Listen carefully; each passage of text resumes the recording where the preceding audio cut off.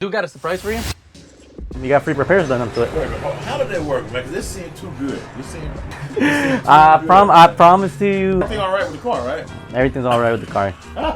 This is crazy, man. Yeah. Oh my God, man. This is perfect, man. Yeah. What should I tell my wife? I might not yet. It's always a terrible feeling whenever your car breaks down and you have to bring it to a mechanic shop. Truly sucks. Unfortunately, cars break down and they need money to be repaired. Obviously, it is never cheap getting your car fixed, but today what we're gonna go ahead and do is we're gonna perform some free repairs for a customer, but they don't even know that they're gonna get the repairs done completely free. And you may be asking, why are they getting free repairs? Well, thanks to the sponsor of this video, Innova, we were blessed with the opportunity to make a change in somebody's day-to-day life. Innova was one of the first companies I ever worked with, and so they have a special place in my heart. But nonetheless, let's get right into it. Okay, so the vehicle that we're going to be doing a repair on today is a 2018 Dodge Ram 1500. It has a 3.6 liter engine here. I truly despise these engines. I don't like working on them, but I know how to work on them. On this vehicle, customer states that his check engine light is on along with his ABS light, and that he feels a slight shaking. I'm assuming it's a misfire. Obviously, I haven't looked into the code at all at the moment, but yeah, we have the 3.6 variable valve timing pentastar engine, which kind of sucks, but it is what it is. Let's get this work area prepped. We got our Innova scanner. We're gonna go ahead and check and see what's going on with this check engine light. So let's go. All right. Bing, bing, bing, bing, bing, bing, bing, bing. Go ahead and see what kind of codes this vehicle has. So we got a P0303 cylinder 3 misfire. We're gonna go ahead and go into system status, go into Ram OEM enhance, 2018 Ram 1500, of course. Press yes, PCM, read DTCs. So it's a stored code, but if I turn this on, the engine's gonna shake like hell. First startup, I do feel it shaking a bit. So what we're gonna go ahead and do is check out the spark plug. We're gonna swap some ignition coils over. Take a look at the engine. So this is what's known as a misfire. A misfire is when there's not enough spark, air, fuel, compression. It could be 1,000 different things. It could be the computer. It could be a bunch of things, but we always want to start with the most simple things first: spark plugs and ignition coil. But hold on, give me 1 second. Since I'm a technician that works on every type of year, make, model, off the top of my head, I don't know where cylinder 3 is at. So we're gonna go ahead and use all data and figure out what the firing order is, or if you wanna be super technical, the cylinder order. So here's our firing order. It's 1, 2, 3, 4, 5, 6. Luckily, it's gonna be on the easier side on the right bank. I don't have to take off the intake manifold to do any testing. What we're gonna go ahead and do is swap out this ignition coil real quick. We're just gonna swap number 3 onto number 5 or 1, whichever seems easier. Customer also stated that his oil pressure light was going on and off at random times. Vehicle has about 80,000 miles. Customer states that he never changed out the spark plug, so I mean, it's gonna be a good thing to do regardless. Go like this. Boom, boom. All right, we're just gonna give it a scratch like that to give it an identifying mark. Know that this is our supposed bad ignition coil.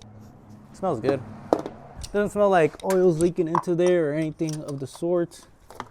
But let's take a look at these spark plugs.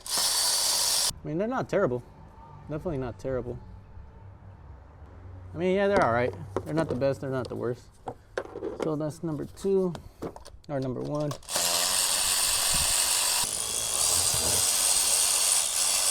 Mark. Okay, so we're moving our cylinder from cylinder 3 onto cylinder 1, and then from cylinder 1 onto 3. In theory, the misfire should follow into cylinder 1 if it has a bad ignition coil. Yes, and goes like that. All right, we're just gonna give it a half tighten. We're not gonna tighten all the way down. So we got everything reconnected onto the vehicle. We swapped over the ignition coils from cylinder 3 into cylinder 1, as well as the spark plugs.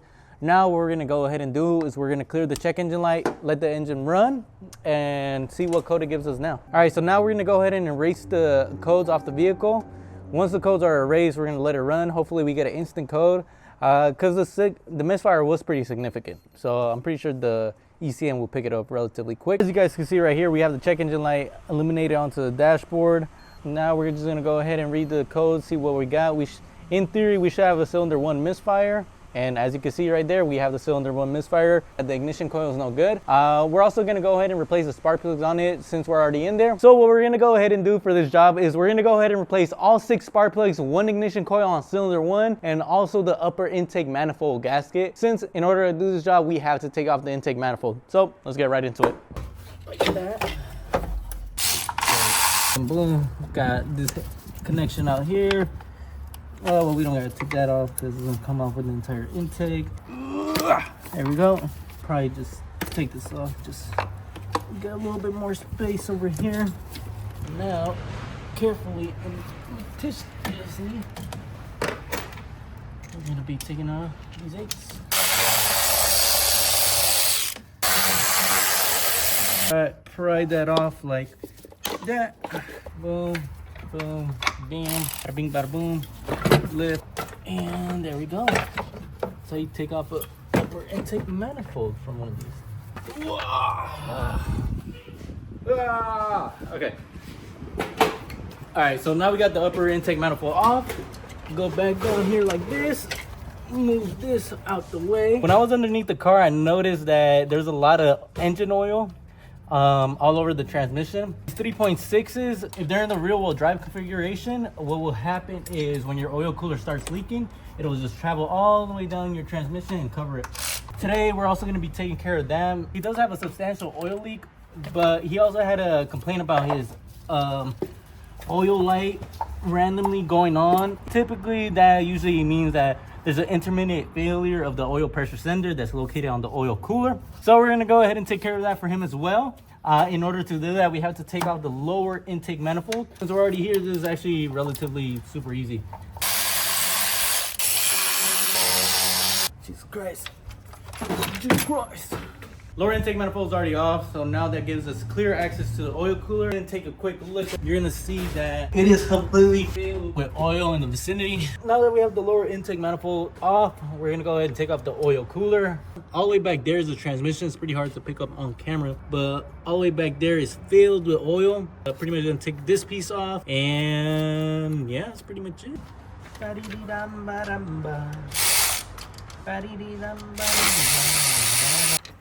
There we go. There we go. Typically what happens is these seals, oh, this one's broken though. He needs the whole cooler. Damn, that's not good. Yeah, no, this is broken. Yeah, he needs the whole cooler. This is broken. Well, unfortunately, the whole oil cooler is broken. Well, one of the ports is. So now what we have to do is we have to replace the whole unit. The customer is going to need the whole oil cooler. It does have a substantial leak, but at first we were just going to replace the seals. As it turns out, he's going to need the whole unit because the plastic housing actually cracked. Usually what happens, I mean, it's plastic. If you think about it, it's going hot, hot, hot, cold, cold, cold, hot, cold, hot, cold, hot, cold. What happens over time, that plastic stiffens up and it just cracks, breaks, whatever. So what we're gonna go ahead and do is we're gonna give you a quick shop tour. This is our cleaning station. It's currently down, but this is our parts washer. That's our barrel that we keep all the solution in. Reason being down is because the pump for the actual power washer went out. This is my Giraffe Tools 100 feet retractable power washer. I just got it in not too long ago. It's a pretty cool thing to have around the shop. We have our press whenever we gotta do bearings and etc. This is my tire machine. This is our wheel balancing machine. It's a mess. And lastly, this is our fridge. As you can see here, we have absolutely nothing, and it smells like, guys, it smells so bad in there. This is the gold mine right here. Like, I'm gonna just give y'all a little sneak peek. Just give y'all a little sneak peek. Just show y'all. I'm gonna just show y'all. I ain't finna show y'all too much though.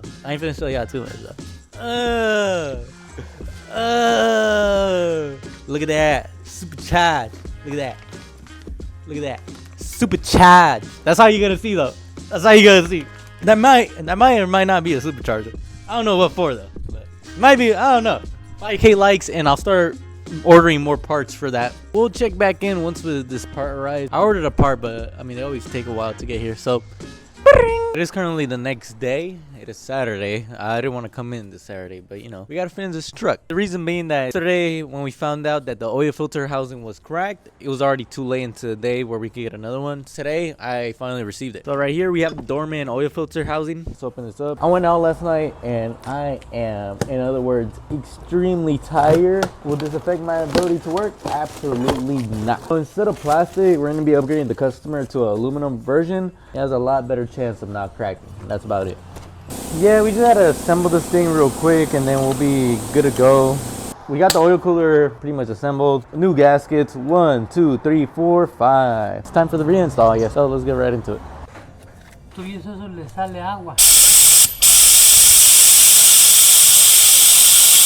on.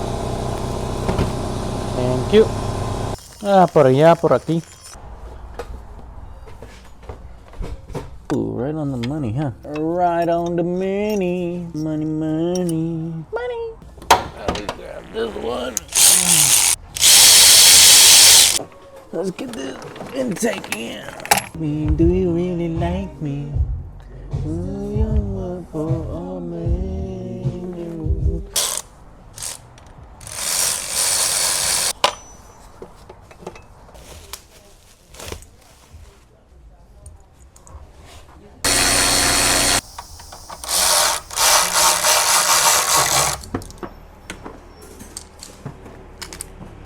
So we finished up the repairs. We did the ignition coil, 6 spark plugs. We also replaced the oil filter housing since it was leaking oil, and the oil pressure switch. Yeah, so we went ahead and did all the repairs. Now pretty much all there's left to do is to, 1, test drive the vehicle and make sure that we're not leaking any more oil and that we don't have a misfire anymore.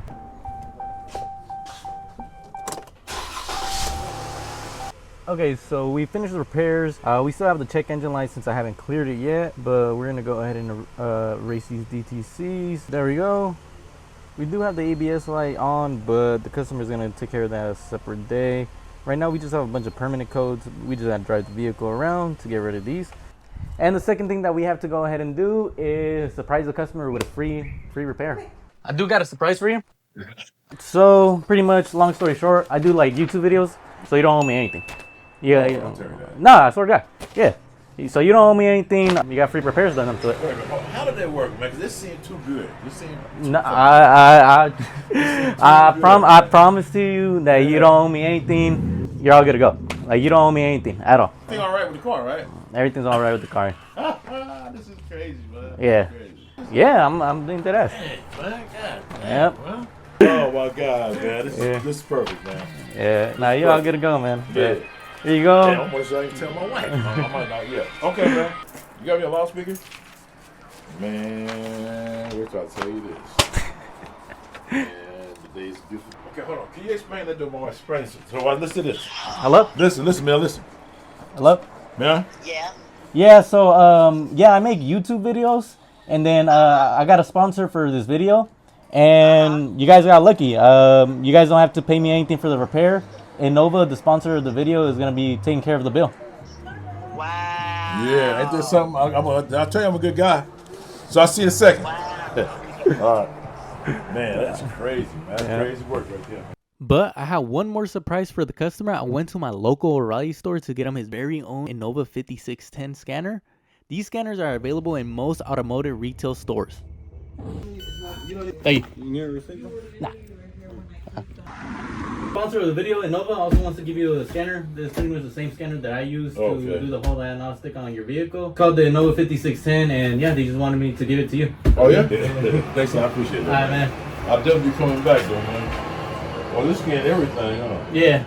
The codes and all that. Everything. Okay, all right. All right, man. All right, thanks, man. All right, take care.